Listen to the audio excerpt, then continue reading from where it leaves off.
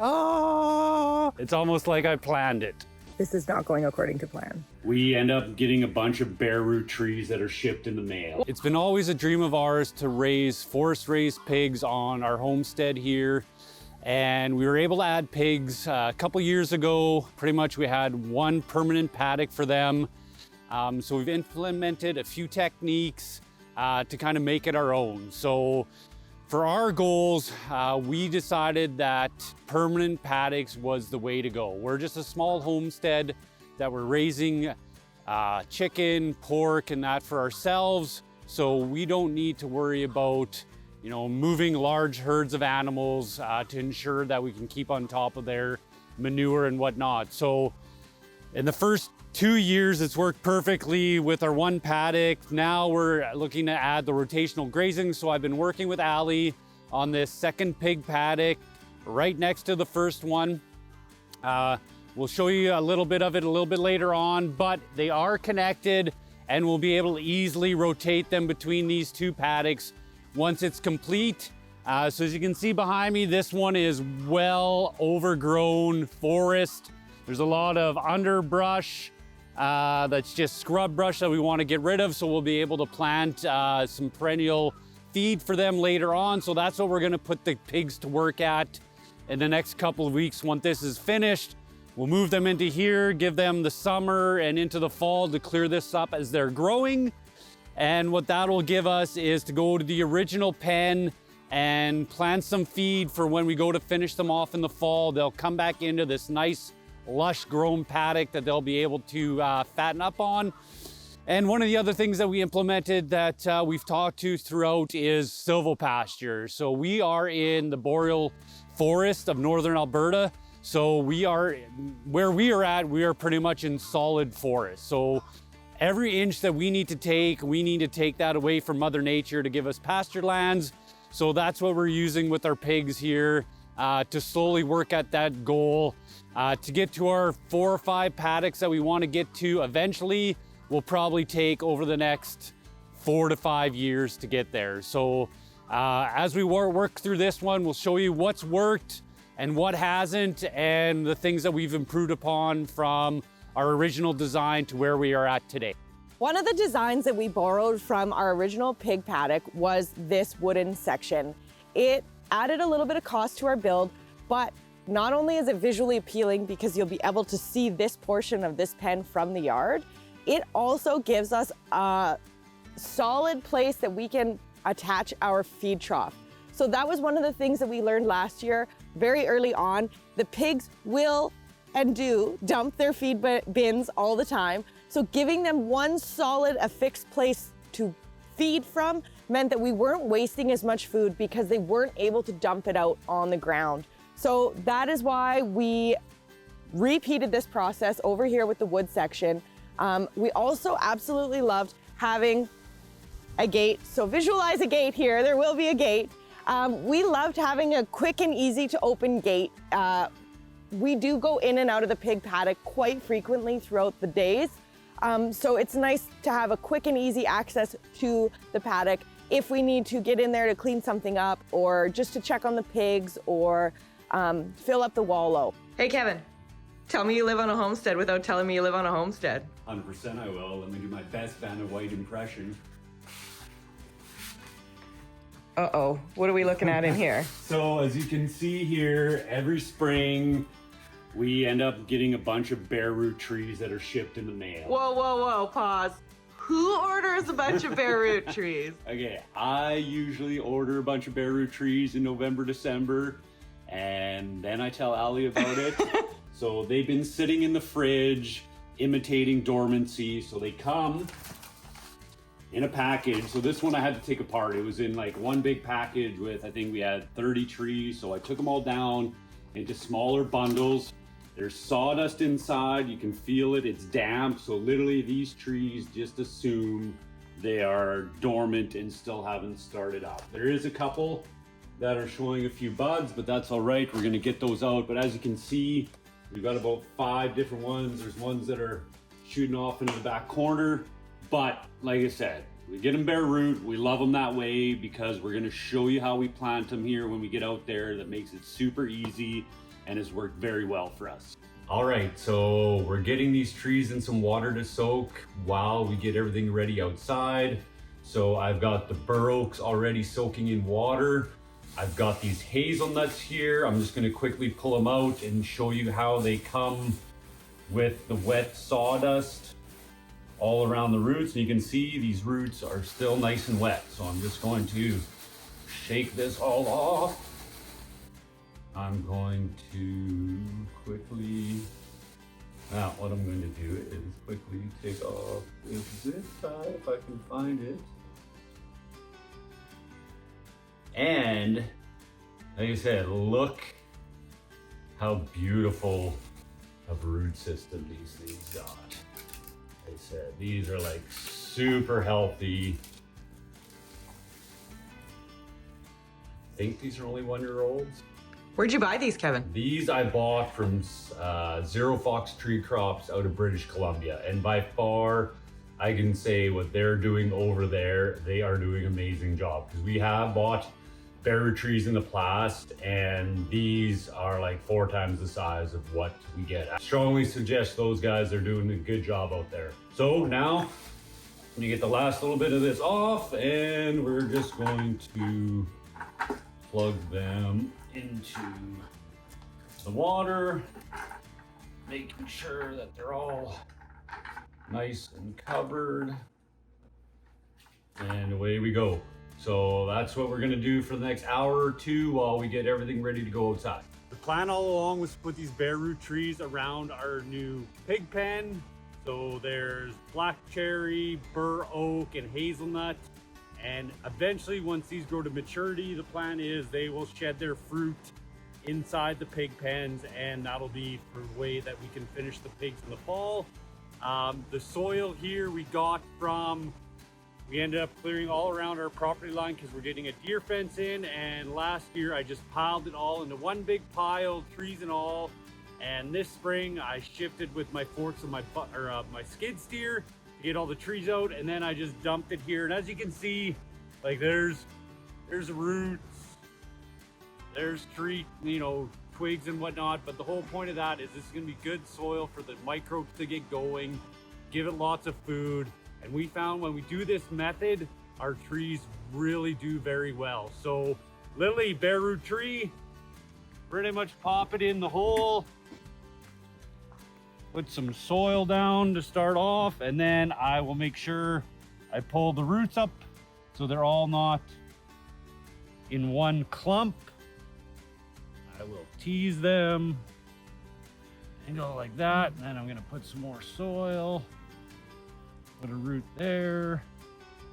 Put a root down there.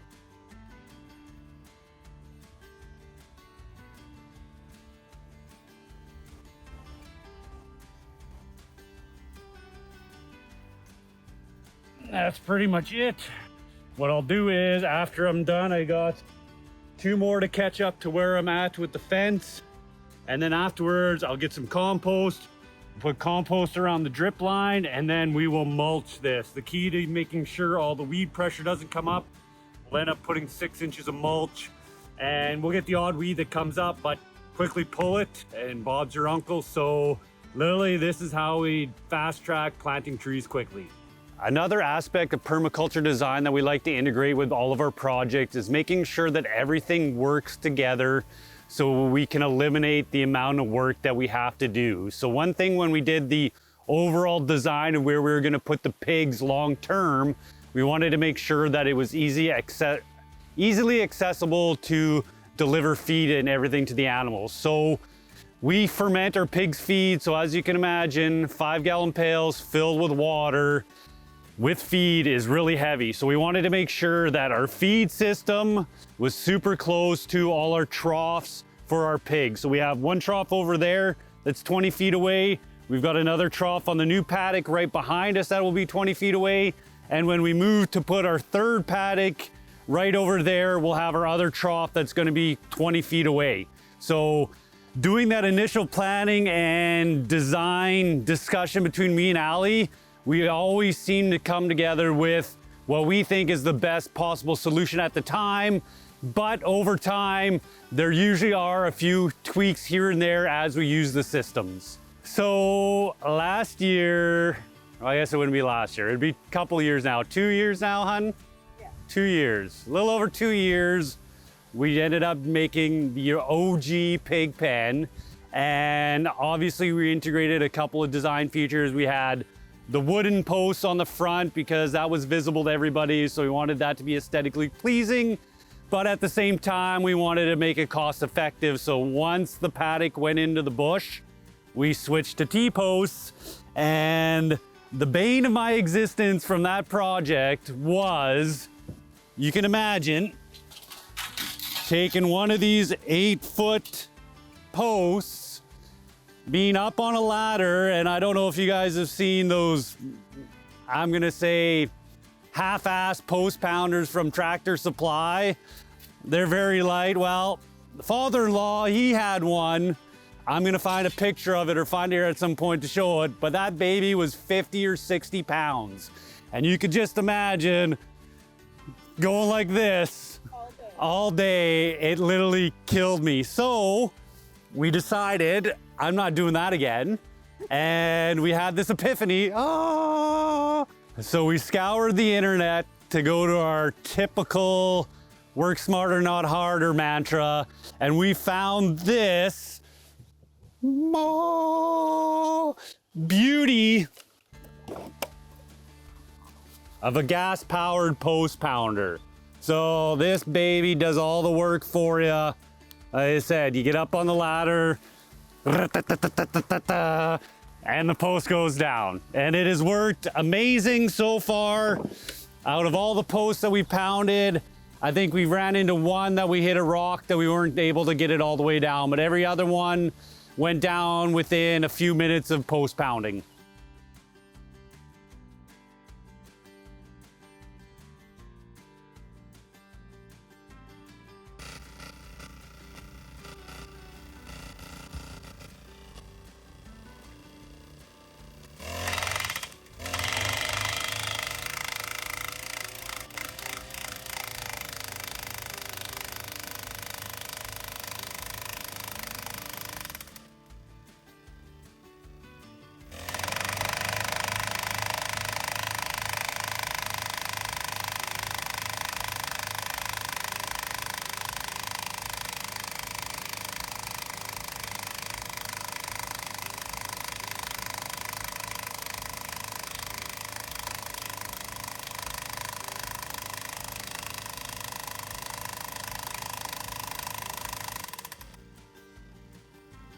Although the scale of this project was smaller than some of our others in the past, it took a long time to complete. As we grow older, so too do our children, both of whom are now teenagers with lives and commitments to sports and their friends. Both kids played competitive travel soccer this summer, with Kevin coaching one team and me managing the other. As you can imagine, this did not leave a lot of time for homestead projects. While we did take steps to improve our efficiency during this project, we also had to remember to save energy and bandwidth for our other responsibilities, like our meat chickens, our laying hens, our hives, the other 11,000 bare root trees Kevin bought to plant, our friends, our families, and whatever else I haven't thought about. As we navigate our ever-changing lives and learn to balance our responsibilities with our big dreams, we are learning to have grace for the things that may not be perfect, but take pride in the fact that our progress continues forward, even if sometimes slowly. So now we're on to tidbit number 3 we'll go with. So when we noticed having the pigs in a fixed pen and they always congregate around the trough for feed and the 50-gallon drum for water, they're always to get one big section that's always like soiled and eventually it piles up. So we end up using wood chips over time to where it builds up. So that's why I've kind of left it, you know, probably, I don't know, 18 inches below. And this will put a thin layer of wood chips to start with.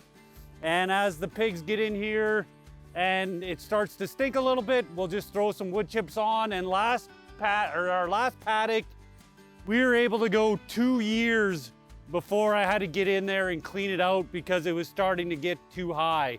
So the tidbit number 3 is I had to cut a gate or an entranceway for the skid steer in the other paddock, where this one, we're going to proactively put it in at the get-go. So I love when a plan works out. We got our last 2 cattle panels here, and you can see it's big enough to drive the skid steer in. It's almost like I planned it. So we'll call that a win. We'll get these last 2 posts pounded in, and then the last step is get some wood chips laid down, put this temporary gate piece in, and then we got a little bit of backfilling, because as you can see, this will end up being covered with soil. So we have at least a foot underground. So we know for sure the pigs aren't getting out, because we've heard crazy stories. We've been lucky not to have pigs get out to where it's chaos and we can't get them back in. So we'll stick with the permanent paddocks for our pigs.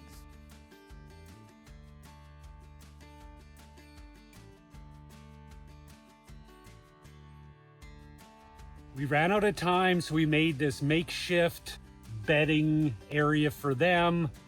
They'll either use it or they'll decide to go sleep in the bush somewhere. So at least they have it if they want to use it.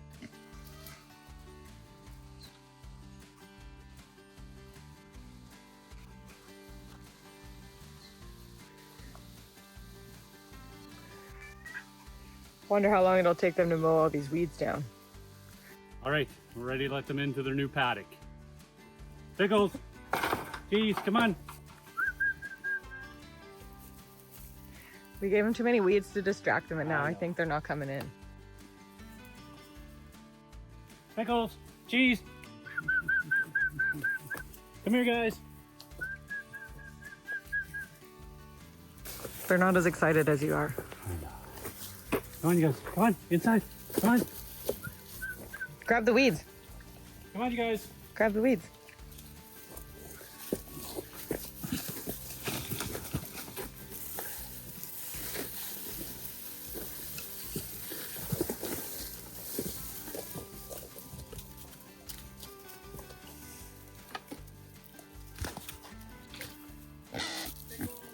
Hey, fella. Come here. Come here. You guys, come on. This is not going according to plan. Pickles, cheese. What's your plan now? I got the food bucket. Come on, you guys. You guys want food? Maybe just pour a little bit right there.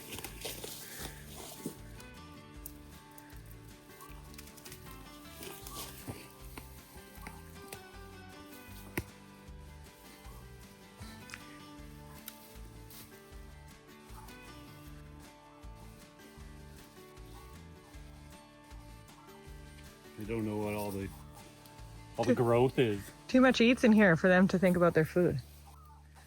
Look at this. Come on, you guys.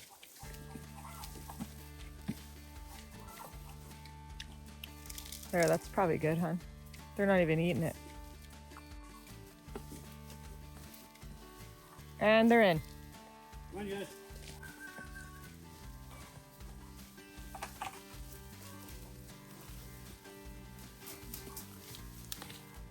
I lost the pigs, man.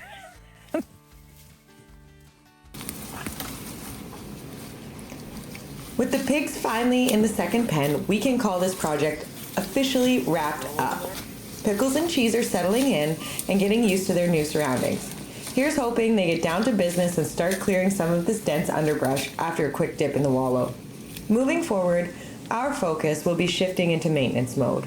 One problem with the persistent forward march is that sometimes you run out of steam for the less glamorous aspects of homesteading, and they pile up on you. So for the month of August, we'll be focusing on the nitty-gritty jobs to get ready for fall and the inevitable arrival of winter.